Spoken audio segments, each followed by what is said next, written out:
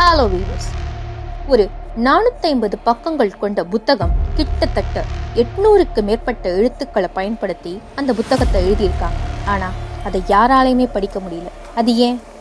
புத்தகம் முழுக்க பல படங்களும் சிம்பிள்ஸும் கூட யூஸ் செஞ்சிருக்காங்க. படங்களை பார்த்தோம் அப்படின்னா, போர் யுகம் ஆரம்பிச்சு இயேசு சிலுவையில அரைஞ்ச வர பல படங்கள் இடம்பெற்றிருக்கு. இதெல்லாம் எதை குறிக்குது?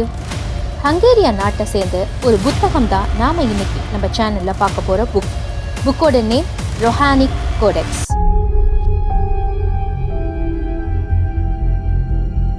இதாவது மிஸ்டீரியஸான ஸ்டோரி புக் கிடைக்குமான்னு நெட்ல சர்ச் பண்ணும்போது ஒரு புக்கே மிஸ்டீரியஸா இருக்குது அப்படின்னு நான் கண்டுபிடிச்சேன்.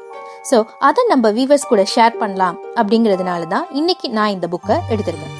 எதனால அப்படின்னா, புத்தகங்கள்ல பல வகை இருக்கு இல்லையா? அப்படி ஒரு வகையான புக் தான் இன்னைக்கு நாம பார்க்க போற புக்கோட நேம் ரொஹானிக் கோடெக்ஸ். இது மாதிரி இன்னொரு புக் கூட இருக்கு. அந்த புக்கோடைய பேர் என்னது அப்படின்னா வயோனிச் மேனுஸ்கிரிப்ட். வாங்க, இந்த புக்கோட ஹிஸ்டரி என்ன, இது ஆய்வாளர்கள்லாம் என்னென்ன ஆராய்ச்சி செஞ்சிருக்காங்க, இதோட வடிவம் எப்படி இருக்கு அப்படிங்கறத நம்ம டீடைலா பார்க்கலாம்.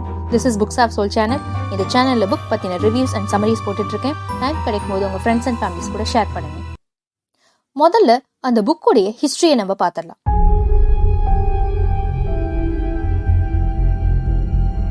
ஹங்கேரியா நாட்டுல 18ஆம் நூற்றாண்டுல கவுண்ட் குட்ஸப் பத்தானியா அப்படிங்கிறவரு அவரோட பர்சனல் லைப்ரரியில இருந்த கிட்டத்தட்ட 30,000 புக்கை டொனேட் பண்ணணும் அப்படின்னு முடிவு செஞ்சார். அப்படி முடிவு செஞ்சு எல்லா புத்தகங்களையும் ஹங்கேரியன் அகாடமி ஆஃப் சயின்ஸுக்கு அவர் கொடுத்திருக்கார்.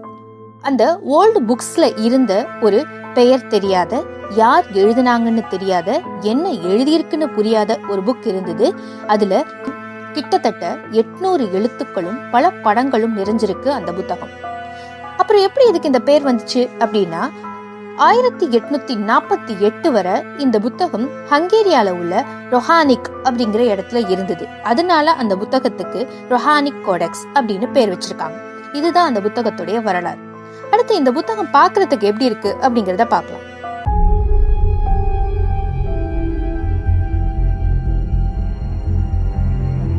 இந்த கோடெக்ஸ் பார்க்கறதுக்கு எப்படி இருக்கு அப்படின்னா 12 by 10 சென்டிமீட்டர் அளவுக்கு தான் இருக்கு. எப்படி சொல்லலாம் அப்படின்னா 4 into 5 inches அப்படின்னு சொல்லலாம். மேலும் இதுல இருக்கிற ஒரு பேஜ்லயும் 9லேருந்து 14 வரிகள் கொஞ்சம் கூட அடிபிசராமல் எழுதியிருக்கிற மாதிரி சொல்லி இருக்கிறாங்க. புக்கோட கவர் பார்க்கணும் அப்படின்னா லெதர்ல இருக்கு. ஆனா அது 19ஆம் நூற்றாண்டை சேர்ந்ததா இருக்கு அப்படின்னு ஆய்வுகள் சொல்லுது. மேலும் இதுல யூஸ் பண்ணிருக்கிற சிம்பிள்ஸ் ஏதாவது மறைஞ்சு போன மொழியா இல்ல வெறும் சிம்பிள்ஸா மட்டும்தான் இதை எழுதியிருக்காங்களா அப்படிங்கிறது இப்ப வரைக்கும் கண்டுபிடிக்கப்படல. சில பேஜஸ் காணாம போயிருக்கு அப்படின்னு ஒரு சிலர் சொல்றாங்க. எல்லா பேஜஸ்லயுமே வாட்டர் மார்க் யூஸ் பண்ணிருக்காங்க அப்படிங்கிறது இன்னொரு அதிசயமான ஒரு விஷயமா தான் இருக்கு இந்த புத்தகத்தை பொறுத்த வரைக்கும். அப்படி மொழி இல்ல அப்படிங்கறத கண்டுபிடிச்சிட்டு வெறும் சிம்பிள்ஸை மட்டும் பயன்படுத்தி எப்படி 800 வித்தியாசமான எழுத்துக்களை உருவாக்கி இருக்க முடியும் அப்படிங்கிற ஆராய்ச்சிகளும் நடக்குது. ஆனா ஒரு சில சிம்பிள்ஸ் அதிக முறை யூஸ் பண்ணிட்டே இருக்கிறாங்க. சோ அதுல ஏதாவது ரகசிய குறியீடுகள் இருக்குமோ அப்படிங்கறதும் இன்னும் யாரும் கண்டுபிடிக்கல. ஒருவேளை லோகோகிராஃபா இருக்கலாம், இல்ல எஜிப்தியன் சிம்பிள்ஸா இருக்கலாம். அதுவும் இல்ல அப்படின்னா சைனீஸ் சிம்பிள்ஸ் மாதிரி ஏதாவது யூஸ் பண்ணி இதை எழுதியிருக்காங்களா அப்படிங்கிற ஆய்வுகளும் போயிட்டு இருக்கு. நெக்ஸ்ட் அதுல யூஸ் பண்ணியிருக்கிற படங்கள் கிட்டத்தட்ட 450 பக்கங்கள் கொண்ட இந்த புக்ல 90 பக்கங்களுக்கு மேல படங்கள் நிறைஞ்சிருக்கான். போர் சண்டை காட்சிகள்ல ஆரம்பிச்சு ஹிந்து, முஸ்லிம், கிறிஸ்டியன் போன்ற மதங்கள்ல பயன்படுத்தக்கூடிய பல சிம்பிள்ஸ் அந்த புத்தகத்துல படங்களா இடம் பிடிச்சிருக்கு அப்படின்னு சொல்றாங்க. உதாரணத்துக்கு இந்த படத்தை பாருங்க. இதை பார்க்கும்போது நமக்கு எப்படி இருக்கு அப்படின்னா, இயேசு சிலுவையில அரைஞ்சப்போ இருந்த ஒரு படம் மாதிரி இருக்கு இல்லையா? இது மட்டும் இல்ல, இந்த மாதிரி நிறைய படங்கள் நம்ம ஜீசஸ் கிரைஸ்ட் கூட கம்பேர் பண்ற மாதிரி இருக்கு.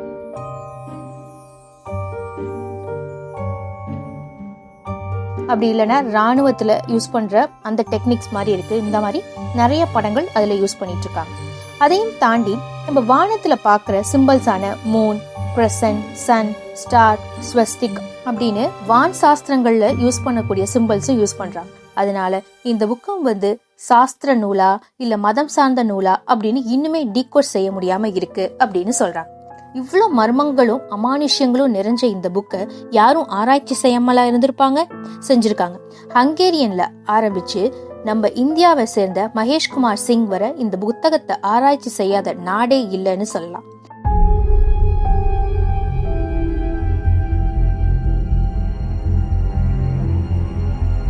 முதல்ல ஹங்கேரியன் ஸ்காலர் இந்த புத்தகத்தை ஆராய்ச்சி பண்ணிட்டு என்ன சொல்றாரு அப்படின்னா, இதை அப்சைட் டவுன் திருப்பி வச்சு படிக்கணும் அப்படின்னு சொல்றாரு.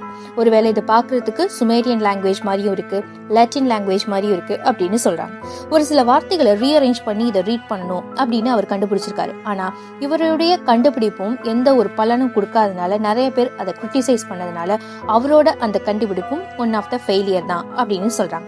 நெக்ஸ்ட் ரோமன் சேர்ந்த வயோரிகா அப்படிங்கிறவங்க இது வல்கா லாட்டின் லாங்குவேஜா இருக்கும் அப்படிங்கிறாங்க. இவர் எப்படி இதை படிக்கணும்னு சொல்றாருன்னா, ரைட் டு லெஃப்ட் இல்லைன்னா பாட்டம் டு டாப்ல இந்த புக்கை நம்ம படிக்கணும் அப்படிங்கறத அவர் சொல்றாரு. மேலும் அவர் இன்னும் என்ன கண்டுபிடிச்சிருக்காரு அப்படின்னா, 11-12 செஞ்சுரியில ஹங்கேரியனுக்கும் பெச்சாகஸ் அப்படிங்கிற ஊருக்கும் பல போர்கள் நடந்தது.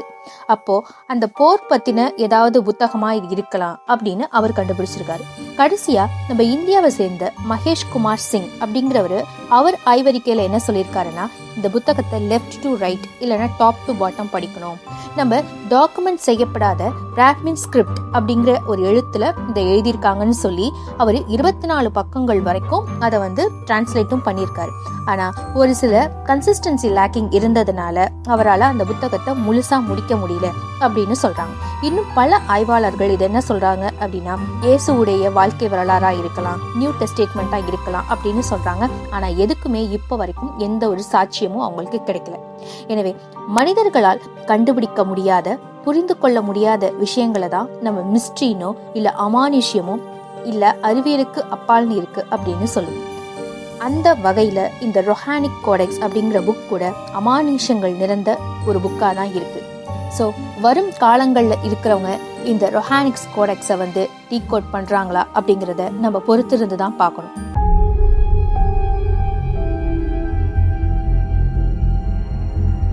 இந்த மாதிரி வித்தியாசமான புக்ஸை உங்களுக்கு அறிமுகப்படுத்துறதுக்கு நான் ரொம்ப சந்தோஷப்படுறேன். உங்களுக்கு இந்த மாதிரி பதிவு பிடிச்சிருந்தது அப்படின்னா சேனலை சப்ஸ்கிரைப் பண்ணுங்க, உங்க ஃப்ரெண்ட்ஸ் அண்ட் ஃபேமிலிக்கு ஷேர் பண்ணுங்க. தேங்க்யூ.